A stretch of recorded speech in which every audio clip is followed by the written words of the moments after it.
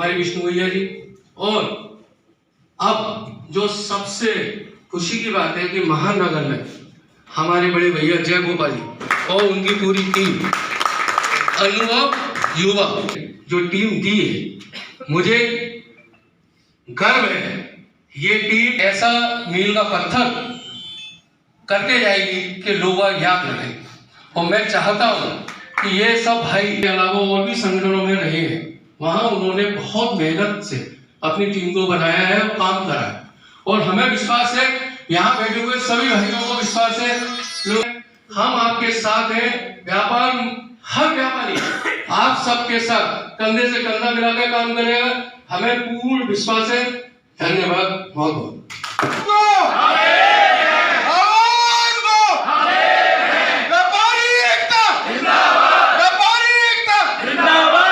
धन्यवाद। जय व्यापारी, जय व्यापारी।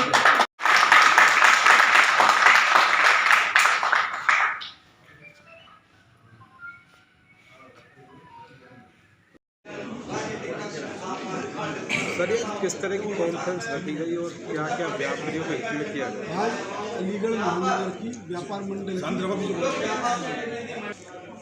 महानगर की कमेटी का पद शून्य हो गया था प्रदीप गंगा जी के जिलाध्यक्ष बनने के बाद। आज जय गोपाल जी के नेतृत्व में एक नई महानगर कमेटी का गठन किया गया है, जो अलीगढ़ के व्यापारियों के सम्मान और सुरक्षा के लिए बहुत जरूरी था। व्यापारी हितों में संघर्ष करने के लिए एक मजबूत कमेटी अलीगढ़ में आज बनाई गई है। मुझे विश्वास है कि यह कमेटी व्यापारियों के हितों को साधने में, व्यापारियों के सम्मान की रक्षा करने में पूरी सफल होगी। जय गोपाल जी एक पुराने अनुभवी व्यापारी नेता हैं और इनका जब नेतृत्व व्यापारियों को मिलेगा तो इनके नेतृत्व का लाभ प्रदीप गंगा जी के साथ मिलकर व्यापारी के सम्मान की रक्षा के लिए मिलेगा। व्यापारी को उत्पीड़न किया जाता है, उसके व्यापारी का जो उत्पीड़न होता है, सबसे बड़ा उत्पीड़न व्यापारी का सामने आने लगा है। अब चुनाव आ रहे हैं नगर निकाय के, उस चुनाव में व्यापारी के जमा करने का काम हमारी सरकार और चुनाव आयोग और पुलिस मिलकर करेंगे। मैं चैलेंज करता हूँ कि जितना धन आज तक बरामद हुआ है पिछले चुनावों में, कोई धन किसी राजनीतिक पार्टी और कैंडिडेट का मिला ही नहीं। काय के लिए रोक रहे हो? जब राजनीतिक दल का और कैंडिडेटों का धन मिल ही नहीं रहा तो ये चेकिंग का ड्रामा क्यों? व्यापारी उत्पीड़न क्यों? इसी तरीके से हमारे मंडी के दुकानदारों की दुकानों को अधिकृत कर चुनाव की कार्रवाई संचालित की जाती है। जब हम 28 तरह का टैक्स देकर, दुकान का किराया देकर, बिजली का बिल देकर, स्टाफ की तनख्वाह देकर हम दुकान चलाते हैं, तो हमारी दुकानों का अधिग्रहण सरकार अपनी वैकल्पिक व्यवस्था करे, हमारे व्यापारी साथियों को तंग ना करे, व्यापारी का उत्पीड़न बंद करे।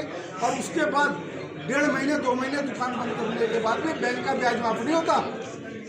मेरी दुकान तुमने बंद करवा दी और मैं तुम्हें ब्याज दूं बैंक का, मैं लेबर की तनख्वाह दूं, मैं बिजली का बिल दूं। बिजली इस्तेमाल कर रही है सरकार और बिल मैं दे रहा हूं। तो व्यापारी अब की बार धनीपुर मंडी पर अपनी जो देते हैं दुकानें, इस तरह की जो सरकार का उत्तेजनात्मक नीति है, इसके विरोध में 18 तारीख को पूरे प्रदेश में जिला मुख्यालय में माननीय मुख्यमंत्री और चुनाव आयोग को संबोधित एक ज्ञापन दिया जाएगा।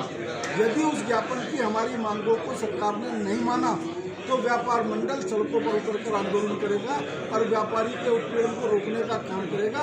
हम मंडी के दुकानों की दुकान को अधिग्रहण नहीं होने देंगे। हम व्यापारी का पैसा झूठी जांच में जमा नहीं होने देंगे। सिर्फ राजनीतिक दलों के कैंडिडेट का अवैध चुनाव का पैसा जमा कराया जाए। व्यापारी का पैसा इस चेकिंग के नाम पर अवैध वसूली की पूर्ति न होने पर जो जमा कराया जाता है उसे तत्काल बंद किया जाए। नियम सड़कों पर उतरकर एक बृहद आंदोलन की रचना करेंगे और सरकार को मजबूर करेंगे कि इस तरह का व्यापारी उत्पीड़न बंद किया जाए। अभी प्रदीप जी ने बताया कि जीएसटी के अधिकारी रास्ते में नंबर 1 की गाड़ी रोककर उसका उत्पीड़न कर रहे हैं और बाजारों में एसआईबी के नाम पर छापे मारकर व्यापारी को तंग कर रहे हैं। 1,68,000 करोड़ जीएसटी इकट्ठा करके हमने दे दिया। और क्या चाहिए सरकार को? जब हम ज्यादा से ज्यादा धन इकट्ठा करके सरकार को दे रहे हैं, सरकार के आंकड़े में थोड़ी बोल रहे हैं, तो जब हम ज्यादा से ज्यादा धन इकट्ठा करके दे रहे हैं तो व्यापारियों का सम्मान किया जाना चाहिए, उनको उत्पीड़न किया जाना चाहिए। अवैध वसूली के लिए इस तरह की कार्रवाई जो अधिकारी कर रहे हैं उसके लिए जीएसटी कमिश्नर से मिलकर इसकी गाइडलाइन तय कराई जाएगी। एक लखनऊ में मीटिंग रखी जाएगी जिसमें सभी जिलों के पदाधिकारियों को बुलाया जाएगा और अगर उसके बाद भी ये अधिकारी व्यापारी उत्पीड़न से बाज नहीं आते हैं तो व्यापार मंडल सड़कों पर उतरकर इन अधिकारियों को बाजार से और सड़कों से भगाने का काम करेगा।